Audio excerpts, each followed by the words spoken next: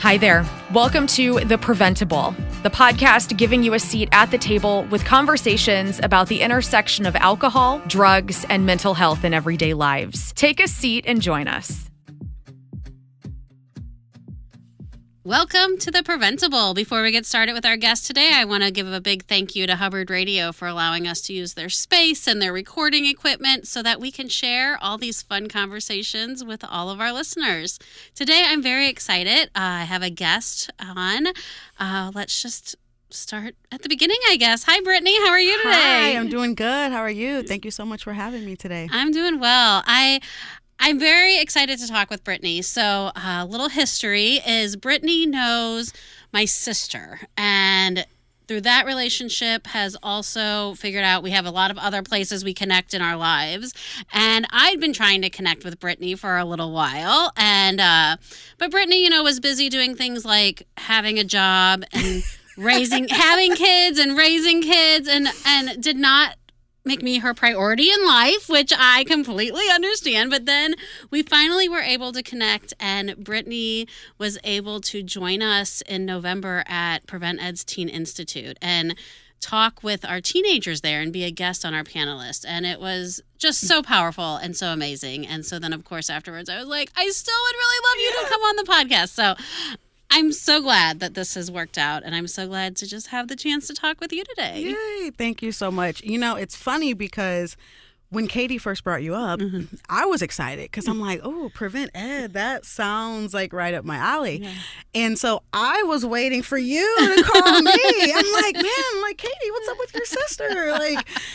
I know you said you're going to connect us. Is that going to happen? So it's mutual. It's mutual. I'm really, really inspired by the mission that you guys have at Prevent+Ed. And honestly, it wasn't on my radar until Katie brought you up. And I'm like, what? This is in St. Louis? And so I'm just excited to be a part of something so meaningful, especially to me. Yeah. And I'll let you talk about that meaning for you. But I think that often, a lot of times when I'm introducing Prevent+Ed or talking about Prevent+Ed, it is so magical and powerful because it really is that prevention. And so many times when we think about the struggles people have in life and the trauma and the way that people are impacted by substances, people only know one side of it.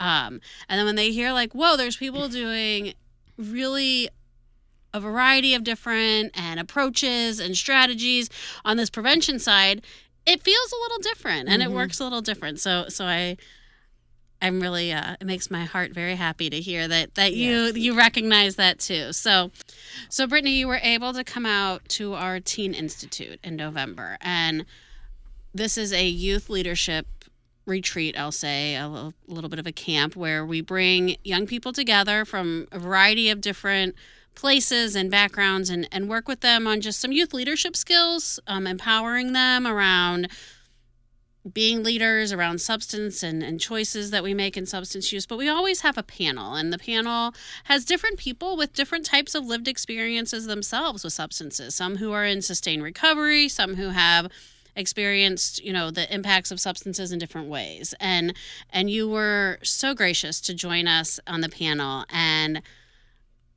anyone who's been around teenagers, and especially a big group of teenagers, know that it's often hard to capture their attention and keep them focused. And when you were talking and you were interacting with them, I mean, they were locked in, right? To use the words of the kids, they were locked in, and you could feel it in the room, just how drawn and how close they were listening. It was really cool. So I know your story is layered and has lots of pieces of it, and I'm not going to ask you to rehash the whole thing right now, but if you want to just kind of give some highlights or some of what really, how you were able to connect with those teenagers. Yeah, absolutely. So first off, I'm so happy to hear that it really resonated with them because I was nervous. I'm not going to lie. I'm like, because when you guys first reached out to me asking me, I kind of felt like I didn't have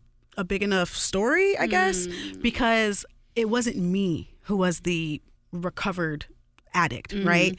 But I'm like, hey, like there's a lot of value in like my perspective, right? Yes. So I just didn't really know what I was walking into. I knew that this was this Teen Institute was about educating and trying to prevent, making bad decisions, but I didn't know if they were going to receive my message, and so I was nervous. I love actually sharing my story because I feel like it's very inspiring. It is. In It fact, really is. when I was growing up, living this crazy life that I've lived, I told myself, I've always said, I want to give back to the youth in particularly. So because I remember how I felt growing up, and I felt so lonely and lost, unheard.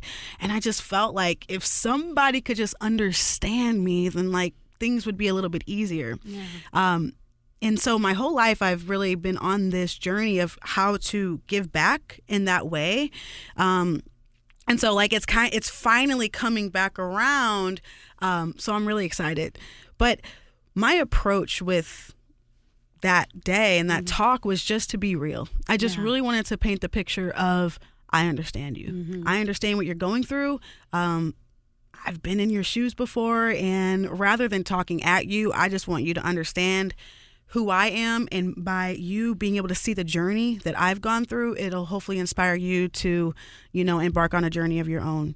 Yeah. Because really, Well, and I think you have to be real with teenagers. you do. Because they can smell you a mile away. Yeah. If you come in and try to be fake or try to gloss over things or try to make things more dramatic than they should be, they're going to be like, ew. They can smell it. Yeah. But at the same time, I'm like, my story is heavy. And I'm like, I got to gauge in different audiences, like how much of my story I should give without it like affecting the audience, because I don't want it to have a reverse effect, Right.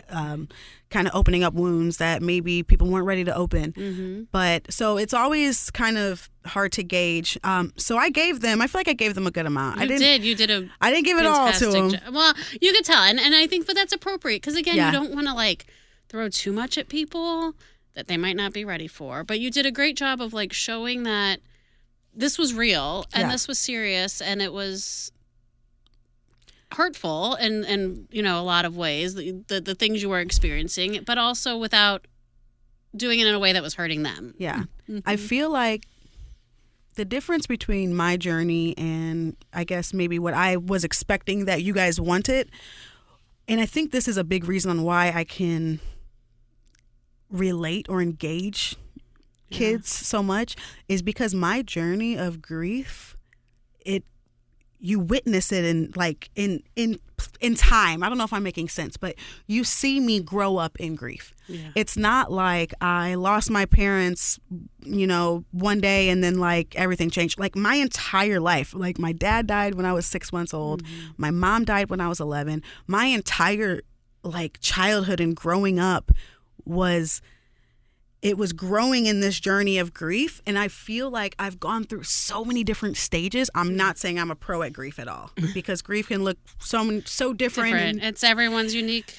but thing, I've dealt with so many different things and so many different angles. I just feel like there's a lot that my pain can relate to. It translates to, even if it's not the same exact situation. Yeah. And I have a way of being able to express that grief. I think it's helpful that I grew up in a theater world, right? I'm very expressive and story driven. Yeah. So it's easy for me to really kind of relate on that level. But, sometimes being vulnerable is really the key, and that's the hardest part. That is the hardest And so part. I've learned over time, like, I don't love being vulnerable. I mean, does anybody love it? Do you really want to like get in front of people and like put out all your stuff like that? Yeah, and I've had, moments in my life where, I've had some people in my circle like, hey, because I did a podcast for a brief period of time where I talked about, it's still out there. It's called Bre Inspired with Brittney Bonds, where I kind of just went through different things, like moments in my life, and kind of just talked about, it, and it was really relatable.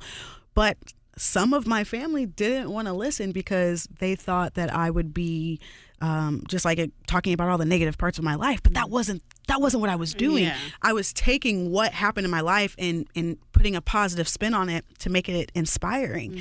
And so I tried that for a while. I've always been set out to turn my pain into power and teach others how to do the same. That's really what I've been after. Yeah. And that's why I love talking to the youth, because they're so impressionable at that age, right? Sometimes that's where we lose them. Right? If we don't catch them before it gets too deep, before their pain is too ingrained, and some people have an easier time pulling themselves out of the dirt than others. And so in my head, some people need a little more help. I think that's help. part of your story too, is you Exactly. while you might have had this pain and you might have had, loss of parents and other, chaos and things happening, you also had some people that were there to support you. That was why I'm here today. And that is literally why I try to be that person for other people, because there are so many people in every stage of my life that help progress me forward in some way or the other. And it was always like people that you didn't normally expect. It's not always the closest people to you. It's not always your family. I found there were so many people that helped progress my story that had really no what's the word I'm looking for? They weren't required to. They didn't have to. They didn't Yeah. have to. They Yeah. chose to. Yeah. And that's why it inspires me. And I'm like, I want to be that person for somebody. I want to be the person that opens the door for someone who never thought that they would have a door open for them. So, yeah, I say I'm going to be the next Oprah. I don't know how I'm going to do that just yet. But you're But doing it. that's my plan. My Yeah. plan is to inspire and really just change people's perspective on life and show them that there's no limitations, no matter what you've been through. It's all about making a choice, how you want your life to look, and then start walking in that direction to make it happen.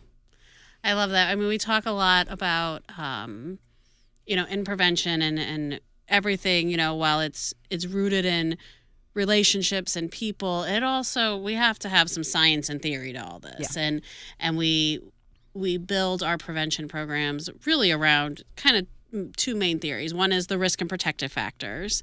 And so, our goal always is to try to reduce some of those risk factors and increase those protective factors. And I think we're very careful not to say we're going to eliminate risk factors, because that's not realistic.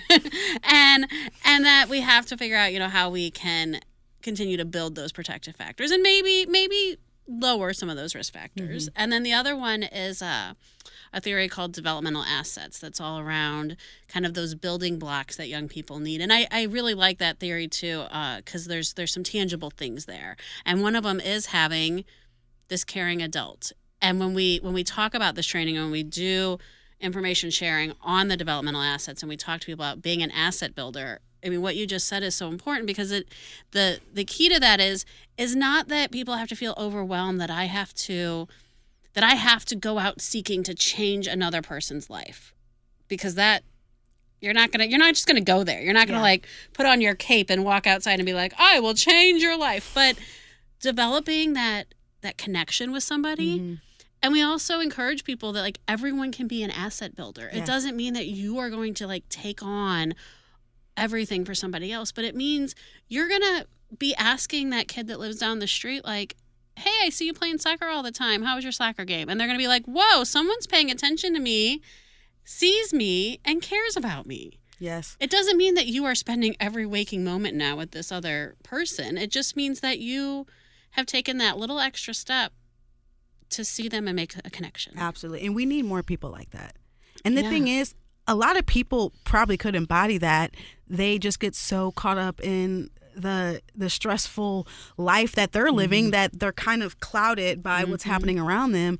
And I'm just a really big, firm believer that it takes a village, not just to raise kids, but it really does. Like, everyone on this world, we have a purpose, and our purposes might intertwine. And in order to do my purpose, I might need to run into you. Yeah. And we might need to do a podcast or something that's going to lead to the next thing. And I'm always approaching every person, every situation with open eyes to like, what's the bigger reason behind this? Yeah. Right. And so I think I operate that way when I see kids struggling. You know, I'm like, man, you could be the next president, but you need help. You just need somebody in your corner. I needed somebody in my corner, and I got so lucky. And actually, the first person to like mark my memory in my life in this journey, I think you actually know her too, because you guys share, because obviously Katie's your sister. Casey Laughlin. Yes. She was the foundation of the journey of Brittney. Yeah. She was. And so for our listeners, so Casey, we grew up in the same neighborhood, so that's how I've known her since I was a small child and have stayed, connected with her in my life. But she's an educator and continues to be an educator, and was an educator for you in school, and was just, and that, again, like, her job was a teacher, but then she also kept her eyes open and paid attention. And so I guess I can share a little bit of my story because that's why I'm here, right? So my mom passed away when I was 11 years old. I was in 6th grade, and she passed away. She had a heart attack on my living room floor right in front of me. And it's a day that is forever ingrained in my head. But it was a journey leading up to that moment. This wasn't completely by surprise, right? There was some. This was years and years decisions she was making that it wasn't just like exactly. It wasn't a surprise, right? In fact, she actually had 2 heart attacks before that third one took her out. They were minor. Well, one of them she coded, came back, the whole thing. But I saw it coming. Yeah. She had a conversation with me, asking me like, hey, if I ever passed away, where would you want to go live? So like, I kind of knew what was going on. I was just very hopeful that things would turn around. Yeah. And they didn't, unfortunately. So my mom passed away, and then I went on this journey of finding who I am. Right. And I think that's probably been the biggest struggle. And it's still a struggle today. I'm closer than I've ever been before. I'm still not there yet, but I'm closer than I've ever been before. And it's been a lifelong journey because there's so many pieces of me that are missing. I don't know anything about my father. My mom died when I was 11 during the prime time of a young girl. Yeah. We're going into your womanhood and like not really knowing who you are. I'm biracial. So that was a challenge. My mom was very integrated with the Black community. When I moved in with my aunt, not so much. It was a difference. I had to get used to it. Yeah. I had to really find like a new way to express who I was. And for a long time, I hid it. I hid who I was because it was easier to give people the version of me that they wanted. Yeah. And I really leaned into acting. I always been acting as I used it as like a way to cope with grief when I was with my mom, because it was like a way to like put on a mask and be somebody different. Exactly. Take a break from life and, be a princess. But like after my mom died, I really leaned into it because like I felt like I couldn't be myself, and it was easier to pretend to be somebody else than it was to be me because I was so misunderstood. I was angry. I was hurt. I was let down. And quite frankly, I was pissed off. I was really pissed. Yeah. And I felt cheated out of life.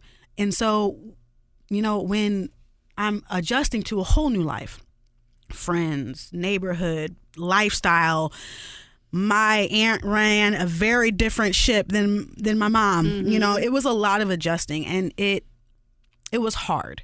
And so I was always like looking for like that person that could like be my person. And so Casey was my person when my mom first died. And that was turbulence during that time because like my mom died, I was still in that school, but then I would live with my older sister during the week so I can go to school, but then I would go to my aunt's house on the weekend, and she had kids that were co-parenting with her ex, so like they were week on, week off. So sometimes I'd go there and I'd be by myself, and sometimes there'd be a house full. It just seemed like a very chaotic transitional period. And it was really nice to have Casey during that time because it felt like the person that was focused on me. I don't think she had any kids at that time, so it was kind of easy to like pour into your students. And she invited me to her family Thanksgiving that first year, and she got me my first bike. I think it was just a bike she had in her garage that she didn't use, but to me it was a brand new bike. I'd never had a bike like that before. I still remember it to this day. Aww, so she was a constant for me. Mm-hmm. But then I moved and I went to a different school and I was very angry and I was mean to everyone around me. Like the Brittney that everyone knows today was very different than the Brittney post mom passing away. And I didn't have anybody. I no longer had Casey. I was at this new school. Nobody knew me. Nobody cared what I just went through. Right. It was a very different culture. I felt very alone and isolated. And I remember, in fact, I have this book that I still have till this day. Casey actually bought it for me at a bookstore the day after my mom passed away because I went to school. I didn't mention that. I was crazy. I went to school the next day because that's how safe it was. Yeah, I'm like, there's nowhere else I would rather be. I want to go to school so I can see my teacher because I don't want to talk to anybody else. But I remember, writing this poem and I was just so mad because I felt like everything had been ripped away from me at once. My mom, my life, my house, my classmates, my friends, my everything. And I just got like dropped in this new school, in this new place. And I don't know, it was really hard to adjust to. But then I found my new person, which was Laura Corvera, who also happened to know Casey. Yes. So it's funny because it's like, in a weird way, God was like placing certain people, but they all kind of linked in a way, but I didn't know it until years later. Yeah. And I know Laura too, yes. You know Laura too? So Laura was my theater teacher in high school, and we got really close, and she was like the new Casey in my current life, right? So that was really helpful. That got me through high school, and, it just seemed like during every stage of life, I had somebody. And I'm so grateful for that, and I acknowledge that, and I know that I did not get here by myself. Right. And so I feel like it's my civic duty to now bring up the next person behind me. To help turn around and help the next person. Yes, all these people that helped me, it's only right that I turn back around and I help pull the next person up. I wouldn't feel right if I didn't. But particularly somebody like me. Yeah. We always say that, like, you want to help the person that you used to be. I want to help a little girl. It could be a little boy too, but I want to help a little kid, a teenage kid, someone coming into the world and trying to understand what life is all about, that feels alone, afraid, like life has given up on them, because I want to show them that, like, it doesn't matter what happens in your life. If you make a decision that you want to live a certain way, you can do that. You can get wherever you want to be. You just need the right people in your corner. Right. And you need to have a positive mindset. And to have a positive mindset through trials and tribulations, you got to have the right people around you, because energy is contagious. And I didn't get this far by being surrounded by negative energy. Yeah. I got this far by being around people who push me and continue to uplift me. And so that's what I'm trying to do. I'm here to uplift. I love it. So we're going to do like a major fast forward here and talk, about today then. So today you are sharing your story, being a mom, right? Finding those opportunities to even help others. What else is happening for you in today's world? So I got my hands on a lot. I have a lot of irons in the fire, and I think it's just because I'm so desperately trying to, like, I feel like be I'm Oprah. Be Oprah. I feel like I'm so close to, like, the big thing that, like, I'm really supposed to be doing here in life. So obviously, I'm a real estate agent. Okay. Right? So I help people sell or buy and sell their homes, and that to me is very special because it comes from a very special place. About finding home. Because for so long I never felt like I was at home. And not to, diss my family that, took me in, because they did so much for me and I'm so thankful. But you just never feel truly at home when you've been tragically ripped from yours. It's just one of those things. It takes years to, like, rebuild. And so so your real estate practice is not just about property. No, it's not at all. In fact, our real estate, so I have a business partner that we had just recently joined ventures. It's all about legacy.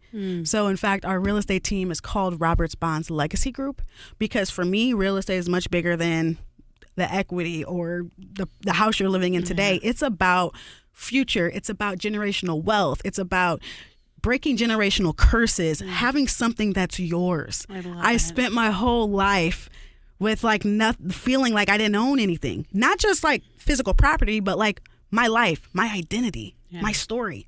Like I know nothing about my mom's past. I know nothing about my dad. As I'm getting older and I'm starting to recognize these things in me, I'm like, I wonder if like I got that from my mom. I wonder what my mom was like when she was in her 30s. There's so many holes, and holes that are important in the discovery of who you are and who you're meant to be. And I've been stumbling through life, digging through the dirt. Like, I'm going to find it. I don't care if I don't have this from my mom. I don't care if I have that from my dad. I'm going to figure it out. I'm going to find it. I'm going to dig until I can figure it out. Yeah. And I've been figuring it out. I love it. Yes. But it's been a journey. Yeah. A previous guest was asking me, like, who's your next guest? And I was just kind of giving like a 10-second spiel. And I mentioned real estate and, real estate. And I knew this about you, like more than just real estate. And he used the phrase, I won't steal it from him completely, so I'll give him a little credit. But he used the phrase, that sounds like commerce with compassion. And I was commerce with compassion. Yes, I think that's right. I think that's right. So speaking on more of what I do, so I also developed a business called Empowered Lens. Okay. And this is a media-centered business where I film cinematic storytelling content for people. Oh, cool. I have a long history of acting. I still act today. I went to school for theater and speech education. I'm in business. It's like I'm meshing everything that I do and I'm like telling meaningful stories because I just feel like I have this overwhelming need to help people tell impactful stories. And so I started in the real estate space because that's where I'm living right now, right? Yeah. It's easy. My friend right next door to me is like, hey, you want some videos? Great. But I don't really think that's where I'm going to end. Yeah. I'm really like, if I could have it my way, I would be doing mission videos for like nonprofit organizations, something more impactful. Like my heart and my soul is like desperately like trying to like tell inspiring, life-changing stories. If I can make a living out of it, fantastic. Like that would be great. But it's not even about money. It's really about a soul thing. Like I need to tell people stories, and I think it stems from me wanting to tell my story so bad. And because like, and the funny thing about it, I haven't actually really told my story yet. I haven't, like little bits and pieces like this. I've done speeches where I've like, maybe like a 20-minute speech. I may mention some things, but I haven't really told my story like I'm telling everyone else's story. Too, But it's like this weird thing where like, as much as I thought I was healed, I'm not fully healed. I'm healed, but I don't know if I'm healed in the way of like, my story is so complex. And I think I'm trying to tell everyone else's story because like, I'm not ready to tell my own because I don't want to tell it wrong. Oh, yeah. Does that make sense? It does make sense. And I also think there's a piece that, when you use the word heal, it's not like a paper cut. Yeah. That's just going to heal. That's not what our stories are. So healing is in the journey. Yeah. And in a weird way, I heal by helping other people tell their story. Absolutely. And I don't understand it yet. Like, you would think I would heal if I told my story. But there's something about helping someone else find their voice, So alongside of the filming, like filming is the avenue, it's the vehicle, but really it's on-camera confidence coaching. That's what I'm a coach. I'm an on-camera coach. Yeah. I help people connect with the camera. I help them tell their story in an authentic way. And I don't know where the shift is going to be. I don't know what's going to look like in the future, 5-10 years from now, but I really feel like it's going to be something involved.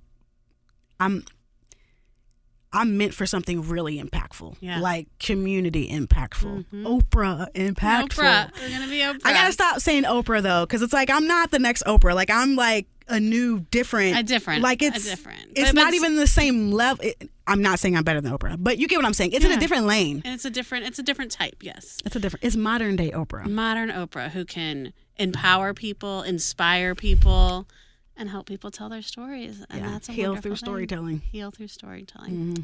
Oh, well, I am so thankful that we got to spend this time together today. Thank you. I really appreciate this. And I don't think this will be the last time we'll be talking. Yay! And so I'm excited where our paths will continue to intersect as well. Thank you. Thank you for joining me today. Thank you the so much Prevent. for having me. You're welcome. If people want to connect with you, Yeah. if they're like, how do I get to talk with Brittney? How do you get to talk to Brittney? So there's a couple of ways. You can go to social media on Facebook. Just type in Brittney Bonds. You'll see my face there. You can go check out my website. My real estate website is rblegacyhomes.com. And then I have empoweredlens.com. That's more of my media, coaching, workshops, speaking, stuff like that. Excellent. Yeah, Instagram. Bree Bonds, STL Realtor. So awesome. Well, thank you again for joining us. Thank you to Hubbard for hosting the podcast. Thank you to everyone listening for pulling up a seat on the PrevenTable today. If you've liked what you've heard and you want to hear more, be sure to subscribe anywhere you get your podcasts. We'll talk to you next time. Thanks for joining us at The PrevenTable, brought to you ad-free by Prevent+Ed. Prevent+Ed works to reduce or prevent the harms of alcohol and other drug use through education, intervention, and advocacy. Please visit their website at PreventEd.org. Like what you heard? Rate, review, and subscribe to stay up to date with what we are serving on The PrevenTable.